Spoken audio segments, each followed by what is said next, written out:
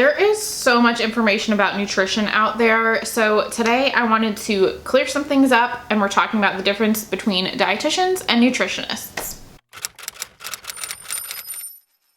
Hey guys, welcome back to my channel. Like I said, today we're talking about the difference between dietitians and nutritionists. I know there's so much information out there about nutrition. There's so many people claiming to have knowledge and expertise in nutrition, and it's really hard to know who to listen to, what information to trust, all that fun stuff. So today I wanted to try to clear it up a little bit. I have made a video in the past about where to find reliable nutrition information, so I will link that up here and down there. But today I specifically wanted to talk about dietitians versus nutritionists because I think we hear both a lot, and I think some people think it's the same thing. So today I just wanted to talk about the differences between the two. Just a disclaimer before we go into this, I am personally a dietitian, so yeah, let's jump into it.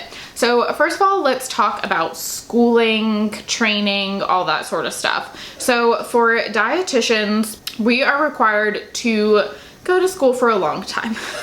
Actually, I guess not that long. So of course you're required to have an undergraduate degree, and most people will do an accredited undergraduate dietetics degree. So that just means that it is a degree that's kind of prepping you to be a dietitian. You're taking all the classes that you need in order to go to the next step.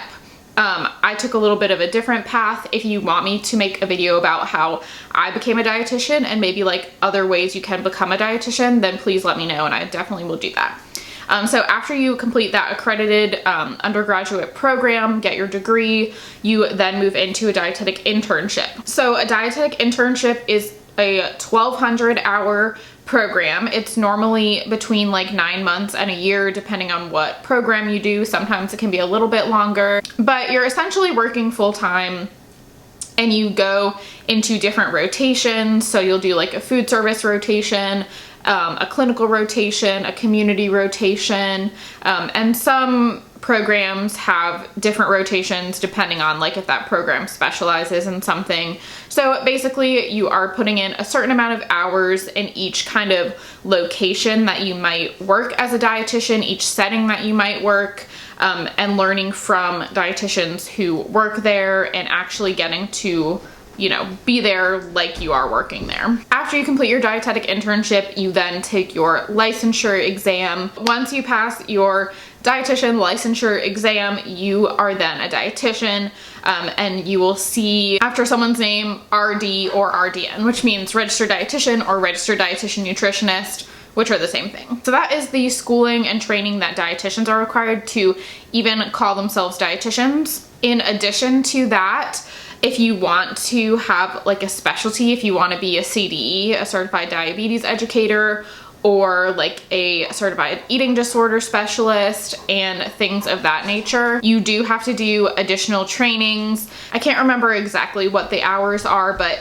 it's typically a lot of hours of working in a specific setting or with a specific clientele, and it also requires kind of like another test. So in order to have those kind of extra letters after your name like CDE, it requires more training and more testing. Also, as dietitians, we are required to keep up with continuing education hours. We have to get, I believe it's 75 hours every 5 years.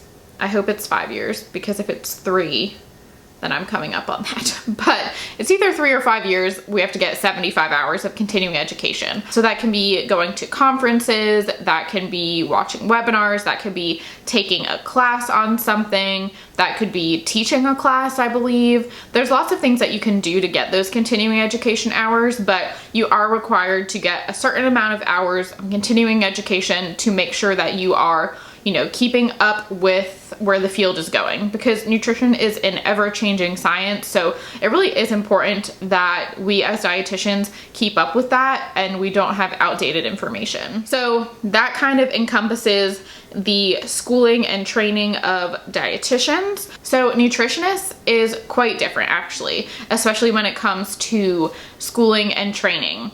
It's really not a regulated term, so really pretty much anyone can call themselves a nutritionist.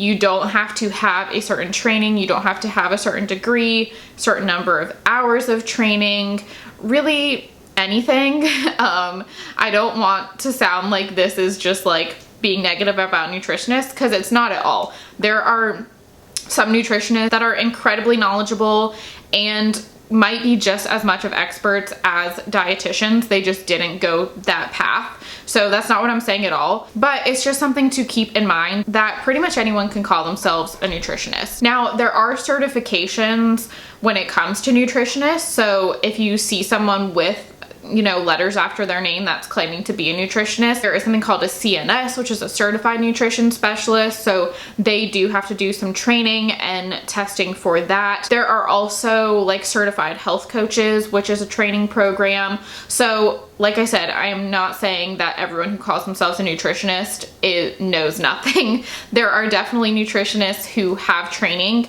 It's just not the extensive training that dietitians go through. So to call yourself a nutritionist, anyone can do it. To have like that CNS after your name, that is a program that you go through and a certification test that you pass. In terms of what dietitians can do versus nutritionists, the main difference is that dietitians can do medical nutrition therapy. So that means working in a hospital. That means dealing with different disease states. So giving someone nutritional advice and knowledge based on a disease state to help them relieve symptoms of a disease state, to help them reduce a disease, whatever that may be, diabetes, heart disease, someone on dialysis, all sorts of things like that. Those are all considered medical nutrition therapy. Contrastly, nutritionists cannot do medical nutrition therapy.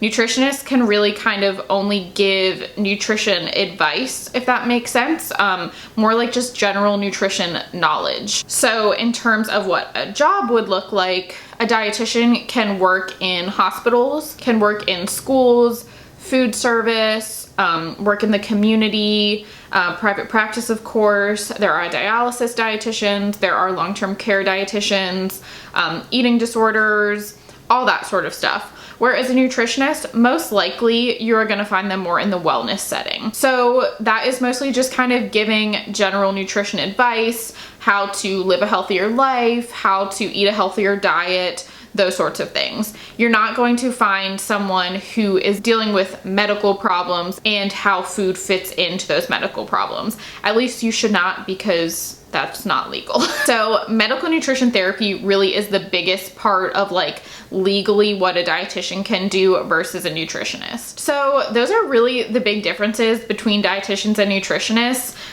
The schooling, obviously, the regulation of dietitians versus nutritionists, and then of course the medical nutrition therapy versus more of the general like health and wellness advice is really the big difference there. In addition to dietitians versus nutritionists, it can be really frustrating to dietitians, and I'm sure some nutritionists too, that a lot of people think they're nutrition experts, and it's really hard to like kind of regulate that. Even doctors normally only take one nutrition class in their schooling, and think about how much nutrition advice your doctor gives you when you go for your physical. The same goes for like personal trainers who think that they are dietitians or nutritionists. It's really important to be aware of who you are taking this advice from. Someone in like the health and wellness industry, it's really easy to think that they have an expertise on those things, and the reality is they don't. They likely are not looking at evidence-based practices. They're not looking at evidence behind certain diets. And sure, someone can give you like general health advice. Of course, a personal trainer knows all about exercise, and they probably generally eat pretty healthy, but that does not mean that they should be making you a meal plan or really commenting on your diet in any way. They're there to help you with exercise, and that is their expertise, unless they have some sort of training or certification in something else. So I know, like I said, it is really hard to kind of know who to trust and who is reliable, but I hope that this video helped clear that up a little bit. Always look at someone's background and always look at someone's training before you decide to take their advice on what you are eating or your health in general. All right, well, that is all I have for today. Please give this video a thumbs up if you liked it. Like I said, I hope that you learned something. Leave me comments below if you have any other questions. Like I said, also, if you have questions about like the path I took to become a dietitian, how to become a dietitian. I'm not really sure how many like students, nutrition students versus just people who want nutrition information watch these videos. So I'm not sure if anyone would watch those, but please let me know. Subscribe if you have not already, and I will see you in the next one. Bye.